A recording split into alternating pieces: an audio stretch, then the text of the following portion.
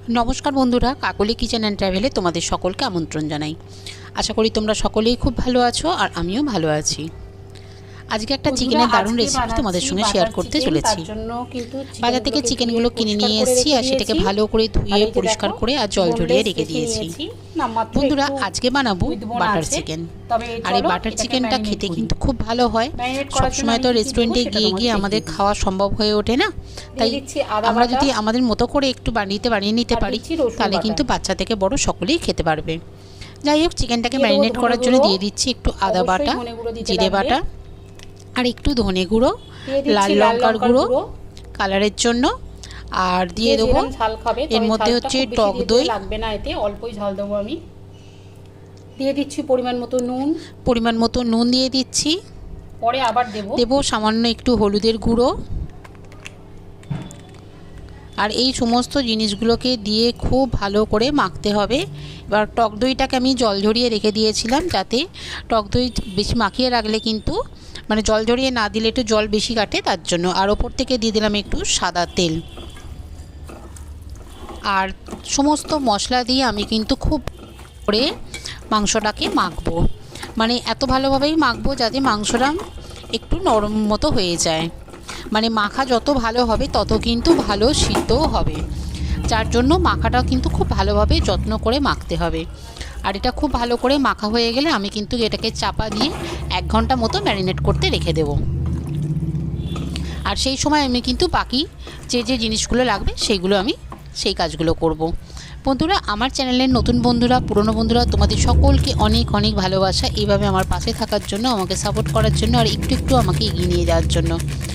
আর দেখো, তোমাদের সঙ্গে কথা বলতে বলতে আমি ভুলেই গিয়েছিলাম ওটা একটু শাহি গরম মশলা দিতে হবে। যাই হোক, শাহি গরম মশলাটা দিয়ে দিলাম। এবার আমি ভালো করে আবার একটু মাখিয়ে নিচ্ছি। মাখিয়ে এবার আমি এটাকে চাপা দিয়ে রেখে দেব। আর চাপা দিয়ে দিচ্ছি একটু পাতিলেবু।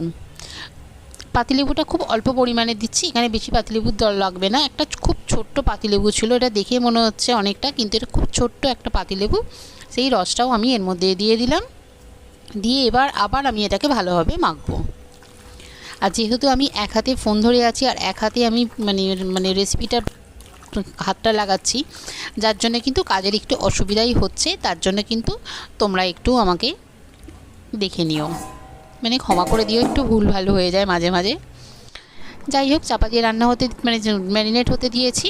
আর এদিকে কড়াই বসিয়ে দিচ্ছি এটাকে আমি বাকি প্রসেসটা করার জন্য। কড়াইয়ের মধ্যে আমি দিয়ে দিচ্ছি সামান্য সাদা তেল। সামান্য নয়, একটু তেলটা দিতে লাগবে, কেন এটা একটু স্পাইসি খাবার যেহেতু হয় ওই জন্য। এর মধ্যে দিয়ে দিচ্ছি দারচিনি আর দিয়ে দেবো বাকি জিনিসগুলো। এই যে পেঁয়াজ রেখে দিয়েছি আমি কেটে, আদা আছে, রসুন আছে আর টমেটো আছে। এই সমস্ত জিনিসগুলো গরম তেলের মধ্যে আমি দিয়ে দেবো। দিয়ে কিন্তু এটাকে ভাজবো মানে এটাকে কিন্তু গোল্ডেন ফ্রাই করার কোনো প্রয়োজন নেই। কালারটা একটু চেঞ্জ হয়ে গেলেই এটা কিন্তু আমি নামিয়ে নেব। যাই হোক, তাহলে চলো সমস্ত জিনিসগুলোকে আমি আস্তে আস্তে ভেজে নিই। আর বন্ধুরা, অবশ্যই তোমরা কিন্তু আমাকে কমেন্ট করে জানাবে যে আমার ভিডিওগুলো তোমাদের কেমন লাগছে। যদি ভালো না লাগে তাহলেও জানাবে, যদি খারাপ লাগে তাহলেও জানাবে। কেননা তাতে আমার একটা সুবিধা হবে কি, আমি বুঝতে পারবো যে আমার কোনটা ভুল হচ্ছে আর কোনটা ঠিক হচ্ছে, বা তোমরা আরও অন্য কিছু আমার কাছ থেকে দেখতে চাইছো কি না। হয়তো সবসময় আমি তোমাদেরকে ভিডিও ভালো ভালো দিয়ে উঠতে পারি না সময়ের জন্য। যাই হোক, চেষ্টা করি অবশ্যই একটু ভালো দেওয়ার। আর তোমাদের সঙ্গে কথা বলতে বলতে দেখো পেঁয়াজটা মোটামুটি কালারটা চেঞ্জ হয়ে গেছে। এবার আমি ওপর থেকে দিয়ে দিলাম একটু কাজু আর বেশ কিছুটা টমেটো। ব্যাস, এইবার আমি আবার এটাকে একটুখানি ভাজতে দেবো যতক্ষণ না টমেটোটা একটু নরম হয়ে যাচ্ছে ততক্ষণ পর্যন্ত। মানে চলো ভালো করে এটাকে আমি ভেজে নিই। আর এটা ভাজতে ভাজতে কিন্তু কালারটাও বেশ সুন্দর এসে গেছে। এবার আমি কিন্তু আরেকটু নাড়াচাড়া করি, এটাকে আমি নামিয়ে নেবো। আর এটাকে আমি ঠান্ডা হতে দেব, কারণ এটা আমি মিক্সিতে পেস্ট করব বলে। এটা আমি ঠান্ডা হতে দিয়েছি। এবার আমি এটাকে মিক্সিতে পেস্ট করে নেব।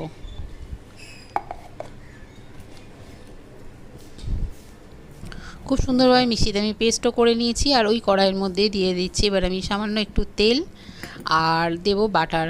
এটা যদি পুরোটাই বাটারে করা যায় খুব ভালো হয়, কিন্তু পুরোটা বাটারে আমি করিনি, আমি সাদা তেল আর বাটার মিশিয়ে করেছি। তোমরা চাইলে পুরোটা কিন্তু বাটারে করতেই পারো।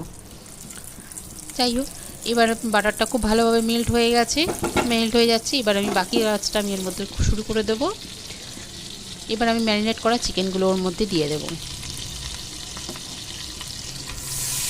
আর গরম তেলে মানে কড়াইয়ের মধ্যে বাটার দিলে বাটারে কিন্তু একটা আলাদা সুন্দর গন্ধ থাকে, সেটা কিন্তু সত্যিই ভীষণ ভালো লাগে। যাই হোক, এবার চিকেনটা আমি দিয়ে দিচ্ছি। আর চিকেনটা দিয়ে কিন্তু আমি ভালো করে রান্না হতে দেবো এপিট ওপিট করে। আর চিকেন থেকে যে জলটা বেরোবে সেই জলটাও কিন্তু আমি পুরো এর মধ্যেই কড়াইয়ের মধ্যেই শুকনো করে নেব, কারণ আমি আলাদা করে এই জলটা আর ব্যবহার করব না, এর মধ্যে পুরোটা শুকনো করে নেব। তাহলে চলো চিকেনটাকে ভালো করে ভাজা ভাজা করতে থাকি আমি। যতক্ষণ না জলটা টানছে ততক্ষণ কিন্তু আমি চিকেনটা রান্না হতে দেবো।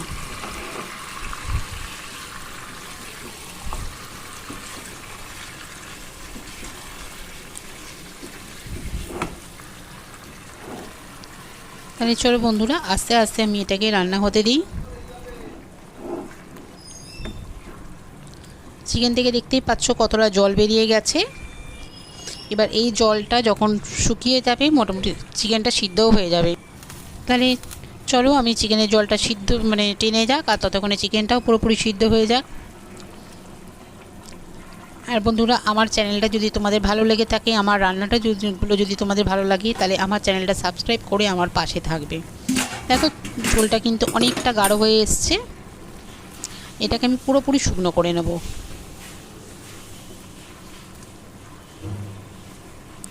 আর সামনেই তো দুর্গা পুজো এসে যাচ্ছে। পুজোর সময় তো আমরা সকলেই চাই মানে পুজোর কটা দিন বেশ আনন্দ করব, ঘুরবো, খাওয়া দাওয়া করব। এবার বাড়ির যারা বয়স্ক মানুষরা থাকে তারা তো সবসময় রেস্টুরেন্টে যেতে পারে না, তবে তাদের জন্য বা আমরা অনেকেই সবসময় তো রেস্টুরেন্টে গিয়ে খেয়ে উঠতে মানে যাব না, তার জন্য কিন্তু বাড়িতে এরকম সুন্দর যদি রেসিপি হয় তাহলে কিন্তু বেশ ভালো লাগে। চিকেনটা পুরো ড্রাই হয়ে গেছিলো, এবার আমি ওটাকে নামিয়ে নিয়েছিলাম। আবার ওই কড়াইয়ের মধ্যে দিয়ে দিলাম বাটার। এবার বাটারটা দিয়ে আবার বাটারটা আমি মেল্ট হতে দেবো। আর মেল্ট হওয়ার পরেই কিন্তু এর মধ্যে দিয়ে দেবো যে মশলাটা আমি পেস্ট করে রেখেছি সেই মশলাটা। আর এই বাটার চিকেনটা কিন্তু রুমালি রুটি, তারপরে হচ্ছে আপনার তন্দুরি রুটি, এইগুলোর সঙ্গে ভীষণ ভালো যায়। একবার বন্ধুরা তোমরা একবার বাড়িতে বানিয়ে দেখো আর আমাকে কমেন্ট করে বলো যে কেমন হয়েছে এই বাটার চিকেনের রেসিপিটা। চলো মশলাটা দিয়ে দিয়েছি, এই মশলাটা দেওয়ার পরে একটু ভালো করে কষাবো। যদিও আমি এটাকে ভেজে নিয়েছিলাম আগে থেকে, যার জন্য এর মধ্যে কোনো কাঁচা গন্ধ থাকবে না, তবুও আমি এটাকে মাঝারি আঁচে এটাকে কষতে দেবো। আর তার সাথে সাথে কিছু মশলা দিয়ে দেবো। দিয়ে দিচ্ছি হলুদ গুঁড়ো, একটু লাল লঙ্কার গুঁড়ো, দেবো পরিমাণ মতো নুন,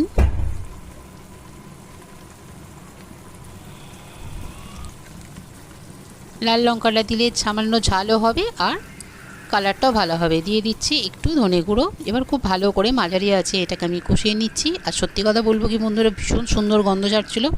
তোমরাও একবার এইভাবে বানিয়েও তাহলে বুঝতে পারবে সত্যি ভীষণ ভালো গন্ধ ছাড়ে আর খেতেও ভীষণ ভালো হয়েছিল, তাই তোমাদের সঙ্গে শেয়ার করছি। আর ওপর থেকে দিয়ে দিচ্ছি একটু শাহি গরম মশলার গুঁড়ো।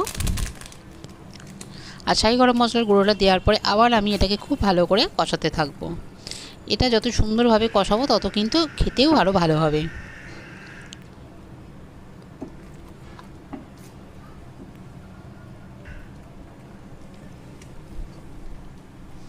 দিয়ে দিচ্ছি পরিমাণ মতো নুন। আর নুনটা দেওয়ার পরেও আবার আমি সুন্দর করে কষাতে থাকবো। আর রান্নাটা যখন করবে তখন অবশ্যই কিন্তু মাঝারি আঁচেতে করবে, তাহলে কিন্তু এটা আরও ভালো হবে। মশলাটা পুরো সুন্দরভাবে কষানো হয়ে গেছে। এবার আমি চিকেনটা এর মধ্যে দিয়ে দিলাম। আর চিকেনটা দেওয়ার পরে এটাকে খুব ভালো করে আমি গ্রেভির সঙ্গে চিকেনটাকে কষাতে থাকবো আবার।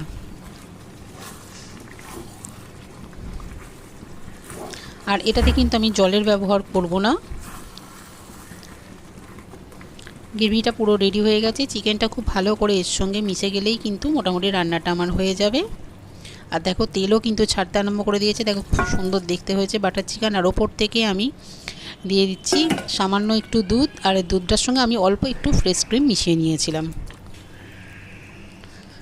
যে এবার দেওয়ার পরে পুরো ভালোভাবে আবার এটাকে মিশিয়ে আবার একটু ফুটতে দেব। আর এতে আমি সামান্য যেহেতু টক দই দেওয়া আছে, যার জন্য সামান্য একটু মিষ্টি দেবো টেস্টের জন্য।